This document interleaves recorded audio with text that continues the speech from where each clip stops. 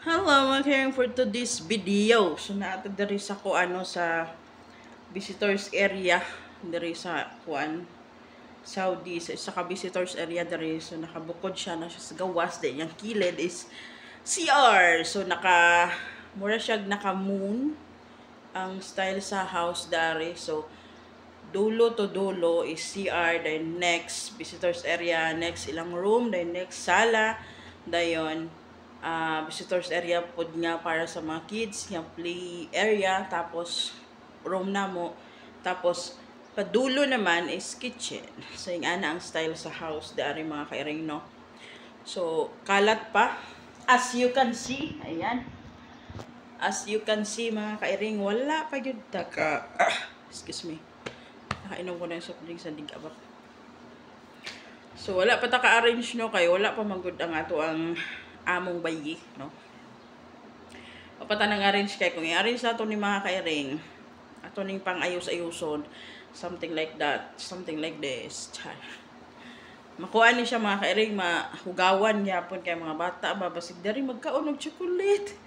Dari mag-inom og juice, agoy. Magpura tag brush sa carpet kay ang carpet ra ba kay something na ipagka gray. So klaro kayo ang hugaw. So muna nga pa nato siya gi-arrange, no. Kaya paabuton na to nga maabot ang atong boss. So plano na to pag ayos dari mga kain siguro mga ugma or Wednesday. Pero karon ato pa siya hinay-hinayan na lang, no, mag-start ta sa kusina kay di pang ligpit na nako ang uban nga dili dapat gamiton kay grabe kadaghang mga baso. Di ba kadaghang mga ikan sa kinabuhi, no. Katong mga karaan na, although okay pa siya, labi na nako. No? Kung pwede lang unta i-itsa sa Pilipinas, pwede tayo i-itsa, pero mga baso-baso mo, mga kairing, no, eh. Siyempre, kabalo na ta pag nagpa-cargo ta, basi ni abot sa Pilipinas, mga gupok lang. Wala nga, ito lang ipadaplin, no, kaporte na naghanang sulod sa kabinet, no, may give up na isa ka kabinet, di ka na pinaghan kay baso, di ba? Mga gagmay nga baso ba, pang tea, pang Arabic coffee, so pinaghanan, no, di ka po ita. So akong ipang-arrange ugma katong something na karaan na true itaw tsa. Labay na nako na. Kasi dahil sa palit jo. So mo na kairing na to nang i-dispose kay grabe puno nang di ka poy ko inayos. So pila na pito siya kapoy ilisan ko nila eh. So ako mo mga boss pag abot sa mga gamit-gamit, pag lantaw na ako nga pila na kay year, dayon di na pud kay nila magamit kay mapalit sila bag-o, i-dispose na kay sige kagtigom nya palito mo sila bag-o nya atong mga karaan padaplin ra nya pag ingon mag naan diri di gamiton bag-o yung sa unta nimo puno ng kabinet Diyos ko manang i-dispose sila nato mga kairing, no. So galibog ko siya ko unahon kanibang visitors grabe akong pagkayakan. So asa itong unahon na kairing ang kanibang visitors area or ang kusina ba, no, sa galibog ta. So naatay mga fresh milk di ara, oh. Kasi ato unang buhaton ani pero mo gitapulan ko mga kairing ay lang gitapulan ko lihok tungod kay siguro sa ako aning kuan ba hormones, ano ba yan, stress hormones, oh, mo na siya tawag kay ako na siya gi-research. So tanan nga sign na yun dito mga kairing. Una, pagdako sa imong tiyan. Paita. Diba? So, mauna yung nga sign dito. Tapos, lang po yung sign dito mga kairing, no, nga paglingin sa imong dagway. So, akong dagway, margo man eh, may lingin, may lapad man eh, pero mauna gihapon itong kwintahan na, yan na, bitaw. No. Mauna siya, dayon. Aling napo kay buhok-buhok dare. Mausad na siya, pag dili normal ang imuhang anang irregular ang imuhang regla.